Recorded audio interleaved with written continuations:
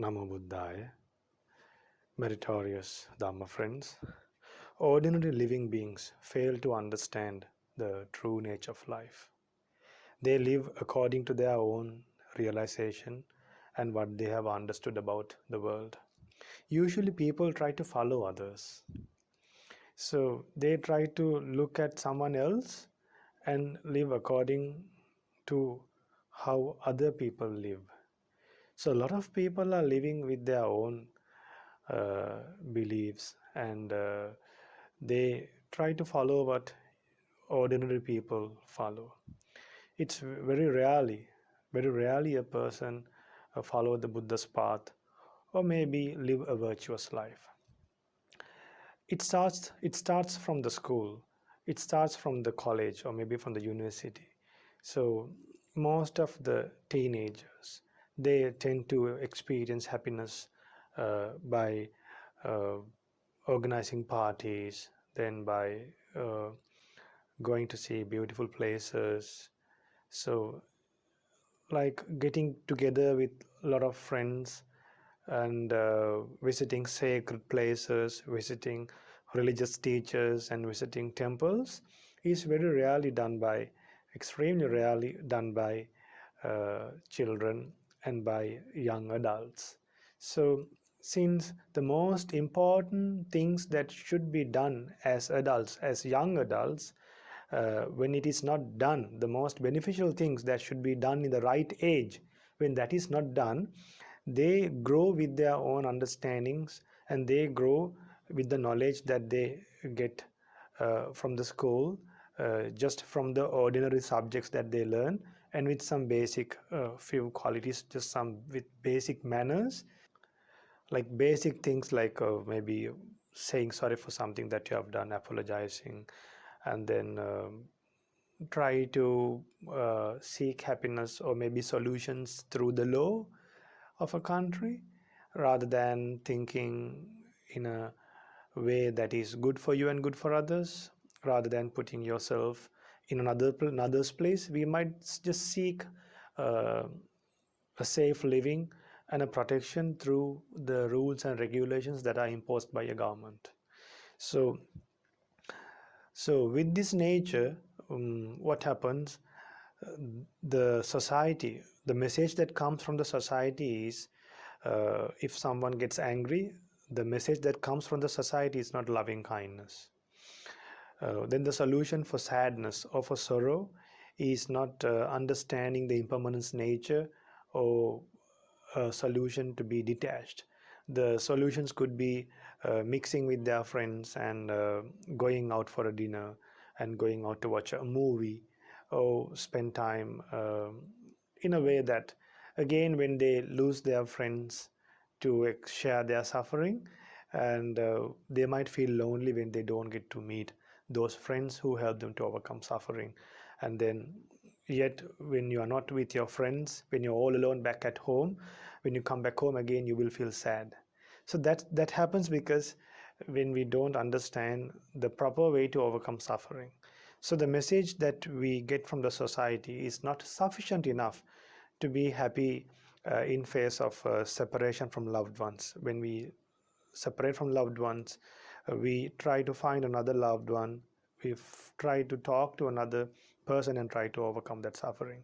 So when we mix with people that we do not like, we try to run away from that place, so we try to argue with them and then try to overcome our desire of, or just show our anger towards the person that we do not like and subside our anger. So those are the normal ways that we see from other people. So if we live like this, that will harm our life, that will ruin the happiness of our life. So that's why we should be guided from a special person. So a supreme Buddha, a Buddha, guide us in the right path in a way without pointing finger towards other people, and developing our own mind and practice patience then and there, and practice loving kindness whenever needed, then practice and understand the impermanence nature whenever needed, then then to overcome jealousy whenever needed, like if you feel jealous of others, then you can expect the development of others and see how other people are developing and overcome jealousy. Then taking revenge. So taking revenge is something that will go from one life to another life. So by understanding these things, we can uh, avoid taking revenge and practice loving kindness. And we should be able to forgive others. We should be able to give forgiveness for the mistakes that other people have done. So we have been learning these great sutta so far, the Mahasatipatthana Sutta, for us to apply those various meditation techniques then and there. So we have learned the breathing meditation, and we have learned the mindfulness on the body postures, then each and every movement in the body, sampajana. Then we learn the asubha meditation to see the true nature of the body. Because for an example, people do not consider the true nature of the body. When they do not consider the true nature of the body, they get attached. So that's because they don't see the impurities, the reality in this body. So to overcome attachment, we have to practice this asubha meditation. Then Buddha taught another way uh, to see this body separately as elements. Like this is made out of solid, this is made out of water, and then this is made out of heat and air. So whatever made out of solid, water, heat, air, those things decays very fast. Those things decays and can get damaged anytime. So we are looking at something that can get damaged anytime. We are looking at something that can get deteriorate anytime, and we are getting attached. So that's because we don't we don't have a clear comprehension. We don't see things with a broad mind. So when you take the Buddha's time, there were monks who realized the Four Noble Truths, who purified their mind when they were punished, when they were impaled on a shark's stalk. Imagine a monk is impaled on a shark's stalk. Being seated on that, they purified their mind. So not all the monks during the Buddha's time realized the Four Noble Truths while they were crossing their legs. There was one monk. This monk visited his hometown. Then his wife was worried that this monk might come back home. Actually, this monk came for alms round, because monks are not living in the same village or the city. They are going from one city to another city. So he had to come to that village, and then his wife sent some bandits and to kill him. So then when the bandits came to him, when the thieves came to him, this monk said, please give me some time to live, because I haven't realized the Four Noble Truths yet. Then they were not convinced. They said, no, we can't let you live more than, we can't leave you like this.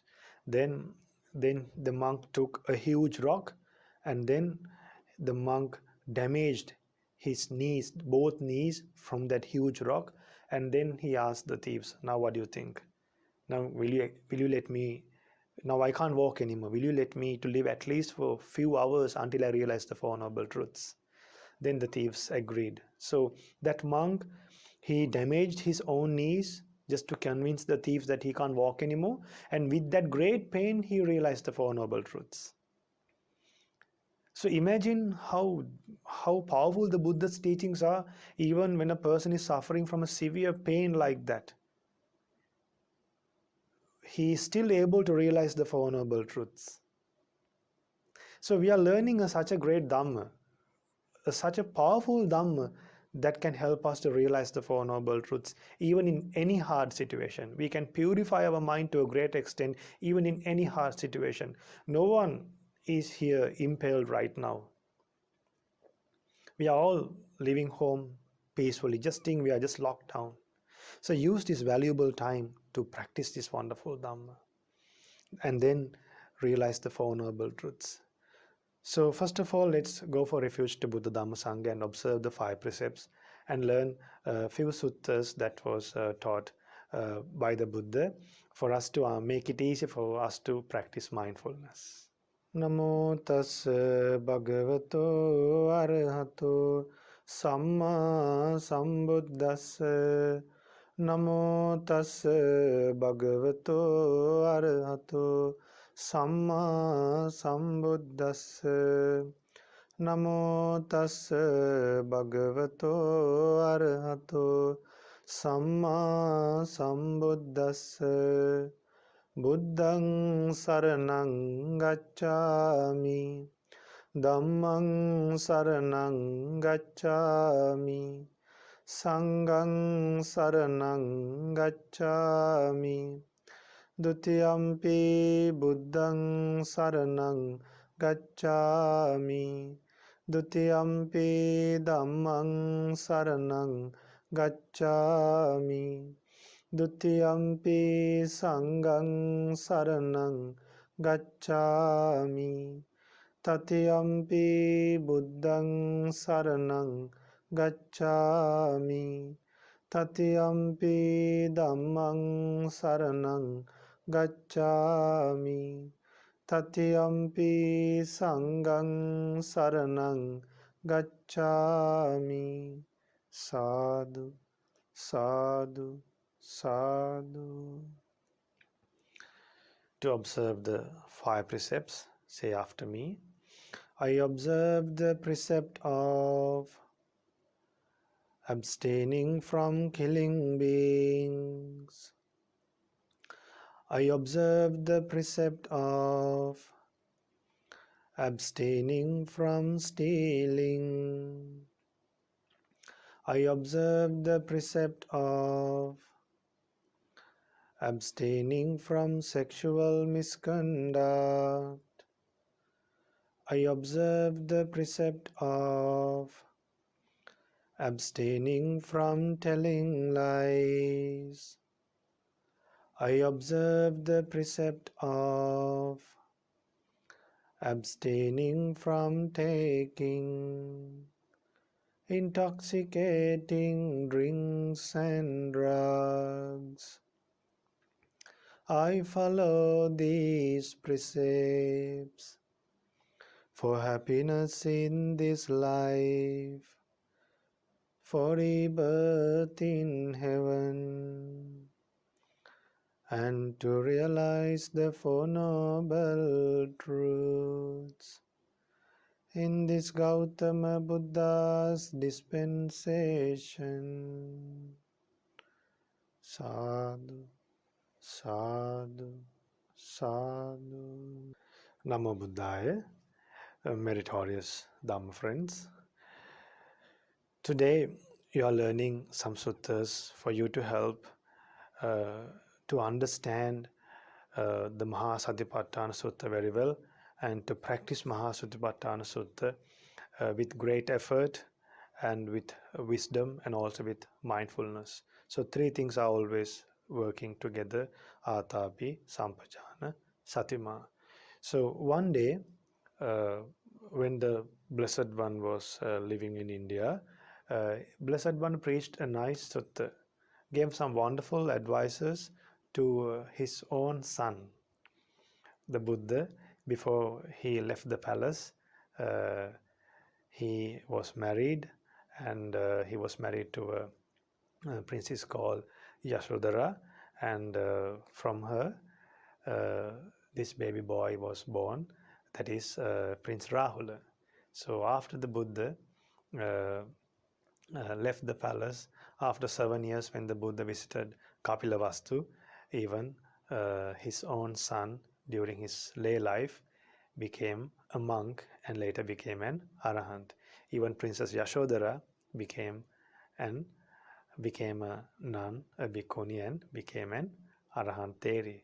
Even the Buddha's mother, the stepmother Prajapati Gotami, became a nun and became an arahant. So his entire family, most of his family members, his relatives, cousins, became great disciples of the Buddha Sasana, and all of them were able to realize the Four Noble Truths and live a wonderful life and attained the Mahaparinibbana, except one person, that was Devadatta.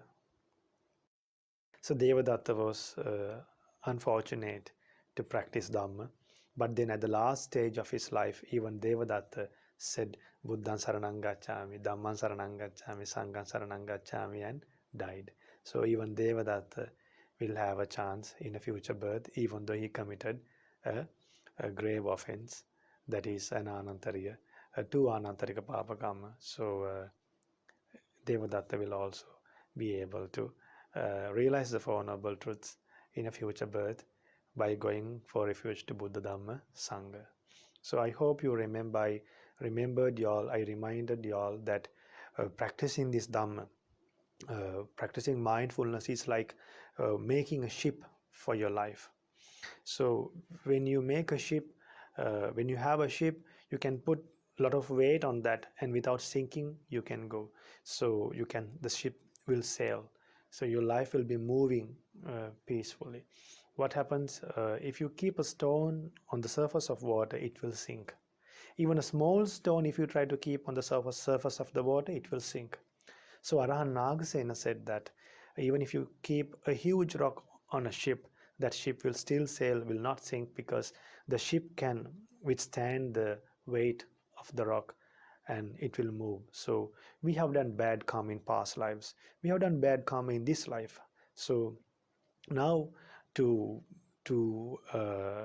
overcome those bad karma, not to make those bad karma to lead us to be born in a bad place, we should make the ship and not to make our lives to sink in bad destinations, and practice mindfulness to a great extent and live happily.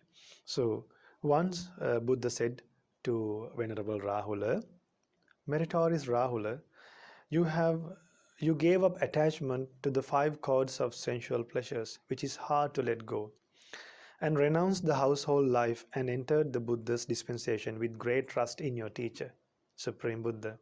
So even you all are learning this Dhamma by believing maybe just one Dhamma point, and with that belief, with that faith, you want to learn more from the Buddha. So, in the same way, Venerable uh, Rahula became a monk, and under the Supreme Buddha, with great trust in the Buddha, to practice the path. Then Buddha says to Rahula, Swamin Mahansa, to Venerable Rahula, associate with good friends, associate with good friends, Kalyana Mitta, from whom you can properly learn the Dhamma. You should have friends who can teach you Dhamma properly. Live in peaceful, secluded places. Now, Dhamma friends, these days you all are living in secluded places. So, you all are suitable these days to practice Dhamma. Then, away from people and noisy disturbance. The roads are peaceful, calm, vehicles are not moving that much. So, you all are living in a peaceful place these days. So you can practice the advices given to Venerable Rahula by the Buddha 2600 years ago. Even today you can practice this. Then do not give rise to craving for robes worn, arms would consume, and the bed slept on. Do not come back to the world again. Now, for you all to understand the danger of coming back to this world, these days the disease that is spreading all over the world is more than enough. From time to time, people experiences various difficulties in life, either a tsunami or maybe windstorms. So because of various things, or maybe a world war, so always there are problems in the world. So by looking at these dangers, we should get a message for our life and find a solution from these valuable teachings. Then do not give rise to craving for robes worn. So that means for a monk, he has robes. Like for a layperson, he will have various kinds of clothes. So a monk just have robes, and then uh, the place he's living, and the food he eats, and the medicine. So and the shelter. So as lay people, try to overcome the attachment towards the things that you have. Now see, whatever you had. Now even if you have money in your bank accounts, you can't spend them. There's no value now. Your cars are just parked in the garage. Some people, just to get luxurious vehicle, they quarrel with others and earn money. They argue with others and earn money. But then all those arguments, all those, some people they cheat others and earn money. Now all that cheating will remain as a bad karma, but the vehicles that you bought cannot use. The money cannot use. So we should be wise. If we know these difficulties, if we knew that this kind of tragic situations could come in future, we might have to uh, separate from these pleasing things, from these uh, appealing things, from the loud ones and loud things. If we knew that early itself, we won't struggle and do bad things to achieve these things in life, because now there's no value in these things. So one day after you die, you will have no control over the things that you have accumulated in life, whether in good ways or bad ways. But if you have done something in a good way, that good karma will remain. But if you have accumulated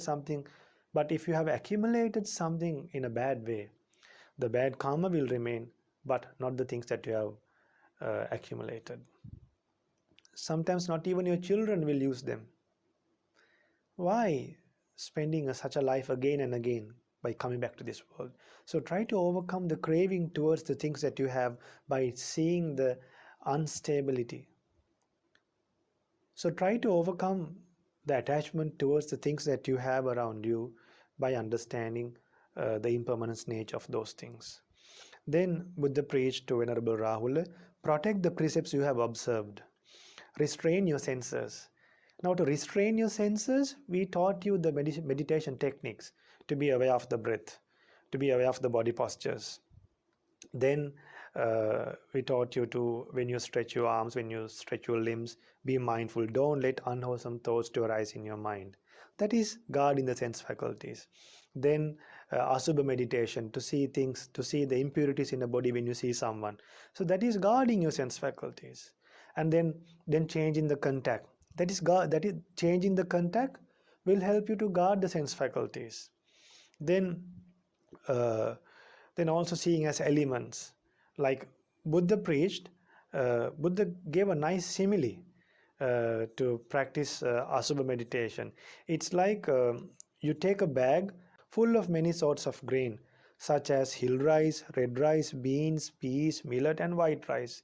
And a man with good eyes were to open it and review it thus: this is hill rice, this is red rice, these are beans, these are peas, this is millet. So he separates all the grains and recognize them separately.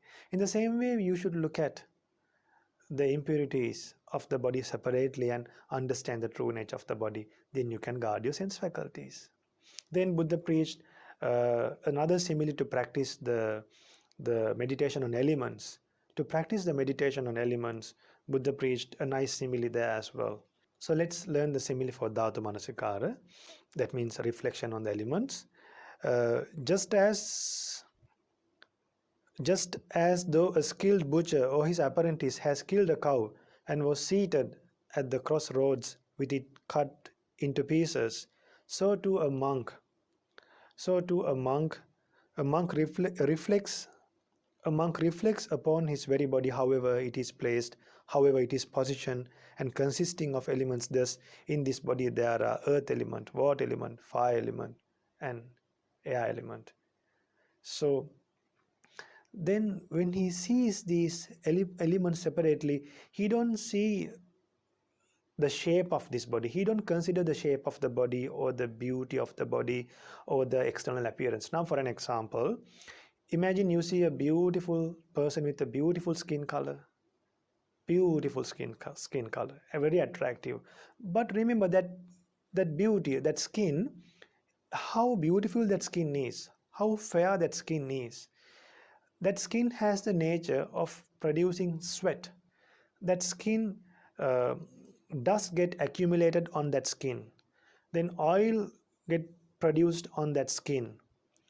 So people are cleaning these things and maintaining these things. We see the skin, but we don't understand that skin gives a bad smell as well. And this skin has a nature of getting rotten. So when we separately see things according to the true nature, will we get attached? Will lust arise? No, there is no way. There's no chance for lust to arise in our minds. So even if you see a beautiful hair, the hairstyle could be beautiful, but then the hair, it's mixing with dust and it's on our body. uh, it mixes with sweat, it mixes with oil that comes out from the muscles. Then sometimes there are insects inside the hair. So so we should consider that part. We are considering like that is because people can be very beautiful, there's no problem in that, but we should be able to live without getting attached to them. Because if we see 10 people, we might get attached to 10 people and suffer because of 10 people. Throughout the lifetime we may have to get divorced 3 4 times and live with a agitated mind and live with so much depression and without being able to face the society. So why we want to fall to such a disaster when we have the chance, when we have the shield with us, by thinking wisely, by helping us not to get attached to others. So those are the two similes in Asubha meditation and Dhatu Manasikara. So Buddha preaches always practice mindfulness directed to the body and dwell with full of disenchantment towards the cycle of existence, towards sansara. So now to practice mindfulness, to have effort, we should have the knowledge about the sansara. That means about the previous births and the long journey that we have to go through in this sansara and the long journey that we have come so far. Buddha has said that the amount of tears we have shed when our mother passed away, when all our mothers passed away in the past lives, it's more than the four great oceans that we have cried. Same with the father, same with siblings, same with grandparents. So only by knowing these things we will have the interest to practice mindfulness. Then Buddha preaches completely eliminate pleasing signs connected with lust. And see, practice meditation on the impurity of the body with a well concentrated mind. See, completely eliminate pleasing signs connected with lust. So what are the pleasing signs? If the lips are colored, that is a pleasing sign. Then sometimes the skin color is not fair, but then with a beautiful cloth a person can look beautiful. So it's because of the beautiful dress, it's because of that attire that person look beautiful. So we get deceived for the attire. Arhan Rattapala, read the Arhan Rattapala Steragatha. Arhan Rattapala says this body is decorated with beautiful clothes, but then it's this body is made out of tendons, skeleton, nerves, and these with these things covered with the skin. So we have to put a lot of effort and try to see the true nature of the body for us to live happily without getting attached. So so that's a secret for us to live happily. So people don't think that is negative, because as long as we see whatever that people show to us externally, we will get deceived day by day, and we will die with a lot of attachments. We will suffer a lot because of those attachments while we are living even.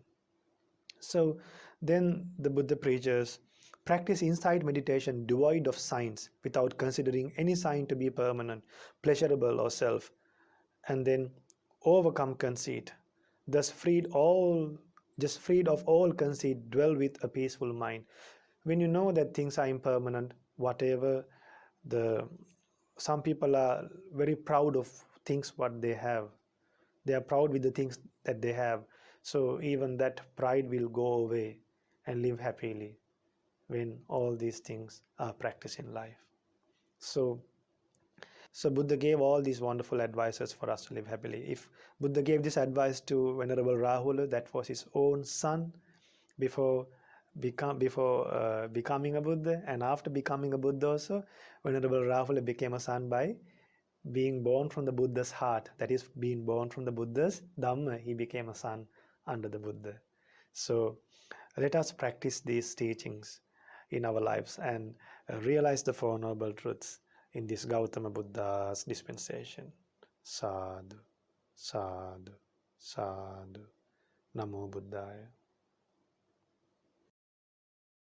Namo බුද්ධාය නමෝ බුද්ධාය